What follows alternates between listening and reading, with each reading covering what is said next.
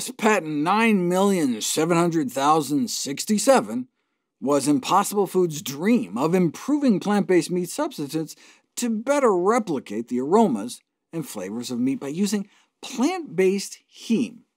Okay, but what about the heme-induced formation of nitroso compounds? When we eat lots of meat, you can pick up more and more nitroso compounds in people's poop, a small fraction of which may be due directly to the heme. The toxicological significance of this remains to be established, since only some nitroso compounds are of concern.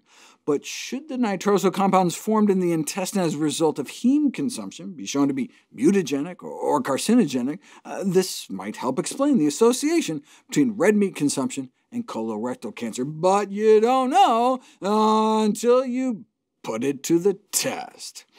DNA damage is considered an essential component of the development of colonic cancer, so researchers looked at fecal water genotoxicity. You've heard of green tea, black tea. This is more like brown tea, basically a filtered fecal smoothie. That's definitely one where you want to double-check the blender lid's on tight. But what they found was that the DNA-damaging effects of the fecal water was independent of the amount of nitroso compounds they found. Now, the lack of correlation between the apparent total nitroso compound concentrations and DNA damage could be due to much lower levels of nitroso compounds found in fecal water compared to the feces themselves. I mean, just looking at the fecal water, the nitroso compounds are kind of the same across meat groups, but the real poop had the real scoop. Ideally, though, we'd like to know what's happening in the human colon. So researchers took biopsies before and after a week that included a few daily servings of beef and veal.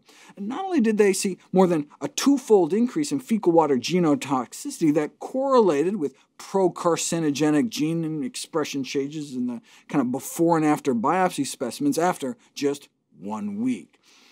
Still, there's only been circumstantial evidence that the N-nitroso compounds formed in the large bowel after eating meat may be important genotoxins until now, or at least until this study.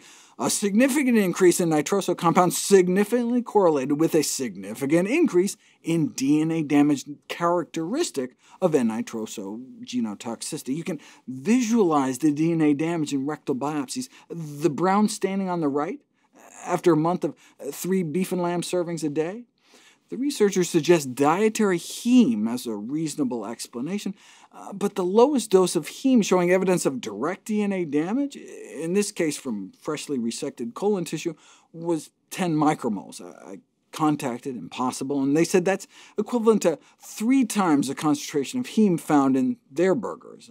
After completing this deep dive, therefore, it's not clear to me that heme at typical dietary doses causes harm, and even less clear that heme is a culprit in the meat and cancer connection. If it's not the heme, though, what is it? Well, there's reasons to suspect involvement of bovine infectious factors in colorectal cancer. There are heat-resistant tumor-causing viruses that could survive meat cooked medium or rare, a specific class of infectious agents that have been isolated from both cows and around human colon cancer tissue, not to mention the brains of MS victims. What do breast and colorectal cancers and multiple sclerosis all have in common? Several potentially infectious factors from cattle blood and milk, but that's a whole video topic in and of itself. Less speculatively, it could just be the saturated in trans fats or sulfur-containing amino acids concentrated in the meat interacting with our gut microbes, resulting in oxidative stress and inflammation that drives the cancer. If you compare the gut bacteria in stools from cancer patients to healthy subjects, a high meat-to-fruit and veggie ratio appears to associate with outgrowth of bacteria that might contribute to a more hostile gut environment. A hunt for global microbial signatures that are specific for colorectal cancer suggested a metabolic link between cancer-associated gut microbes and a fat and meat-rich diet.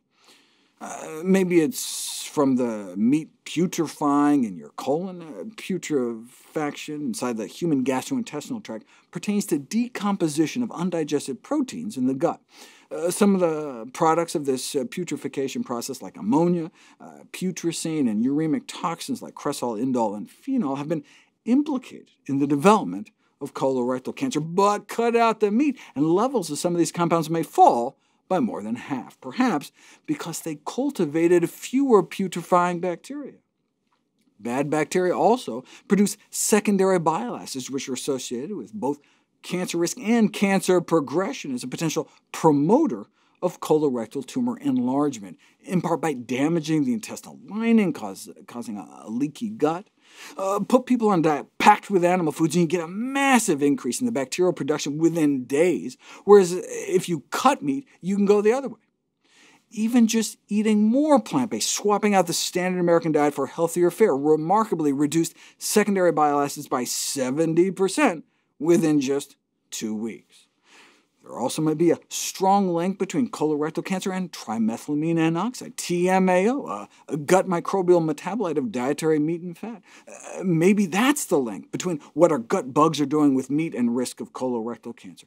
Maybe because of the inflammation caused by TMAO, but it could also be the oxidative stress or DNA damage or protein disruption.